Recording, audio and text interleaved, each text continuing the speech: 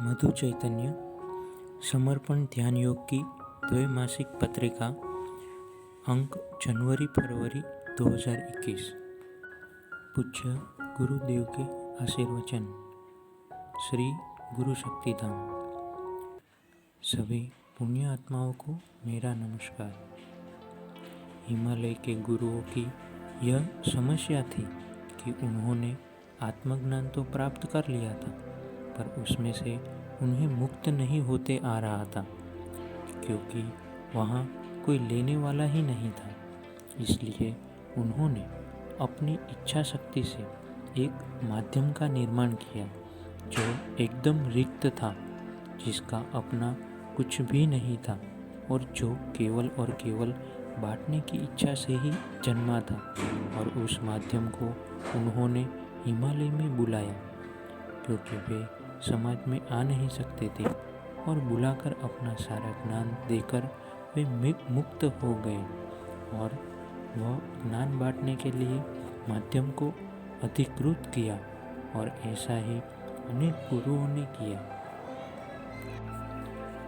माध्यम ने भी समाज में आकर आत्मज्ञान बांटने का कार्य 25 साल से किया, तो भी ज्ञान का भंडार इतना था कि खाली ही नहीं हो रहा था।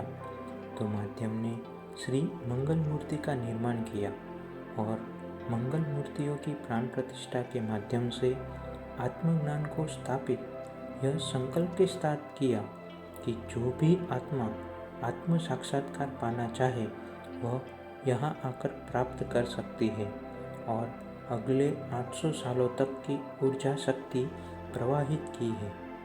इसलिए प्रथम यह समझ लो, श्री गुरु शक्ति धाम मंदिर नहीं है जहाँ जाकर आप प्रार्थना करो कि आपकी दैनिक जीवन की समस्याएं दूर हो।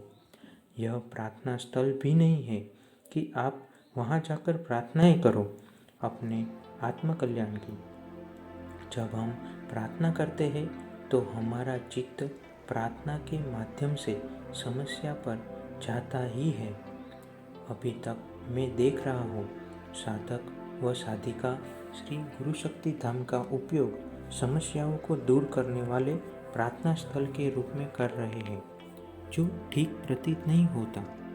अरे बाबा, श्री गुरु शक्ति धाम तो साक्षात परमात्मा की ऊर्जा का केंद्र है।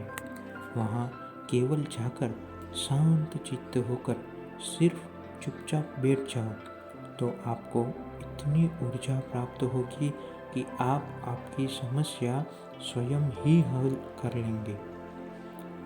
आप यह करना छोड़कर वहाँ जाकर सब कुछ करते हो।